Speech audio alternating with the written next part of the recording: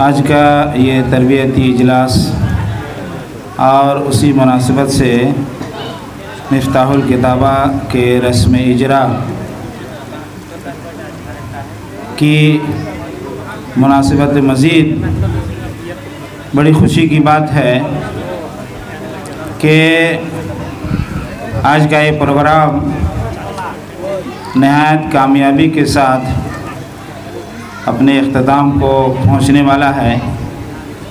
और इस वर्कशॉप का जो उन्वान दिया गया था, अल्हम्दुलिल्लाह मकाला निगारान ने और मुकर्रिरीन ने अपने अपने मौजू के तहत बातें की। इस मौके पर मैं इस अदारे के बानी और रईस फ़ज़ीलतुल शेख जनाब मौलाना अबू हारिस मुफीजुद्दीन रियादी साहब को मुबारकबादी देना चाहता हूँ कि उन्होंने एक अज़ीम किताब की तसनीफ़ की।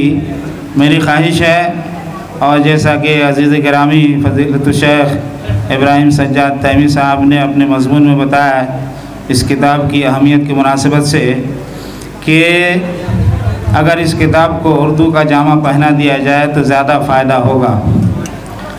इसलिए मेरी अपील होगी कि मुअल्लिफ़ मोहतरम ख़ुद इसे उर्दू का जामा पहनाएँ ताकि मज़ीद इस्तिफ़ादे का बच्चों को मौका मिल सके। जहाँ तक दावत और तबलीग से मुताल्लिक़ अनावीन की बात है, मेरे ज़िम्मे जो उन्वान था वो दौर हाज़िर में दावत दीन, तहद्दियात यानी चैलेंजेस और इम्कानात। अल्हम्दुलिल्लाह इस मौजू पे डॉक्टर अरशद फ़हीमुद्दीन मदनी साहब ने गुफ्तगू की है और हम सब बहैसियत दाई इस बात के मुकल्लफ़ हैं। और जैसा कि सदर मोहतरम ने अपनी कलीदी ख़िताब में फ़रमाया कि हालात जितने नाजुक हो जाएं फिर भी दावत का काम रुक नहीं सकता और ये रब्बुल आलमीन ने निज़ाम बनाया, क़यामत तक ये सिलसिला जारी रहेगा।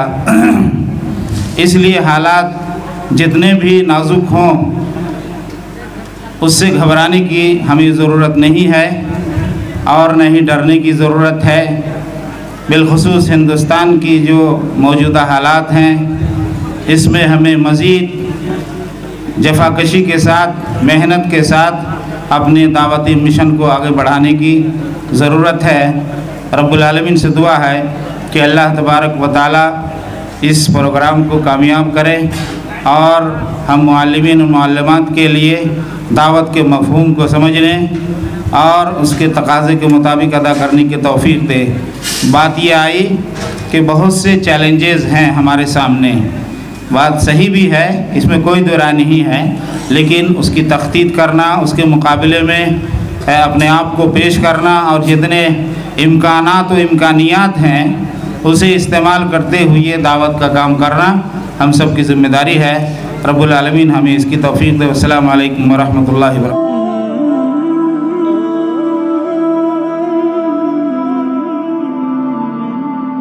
Oh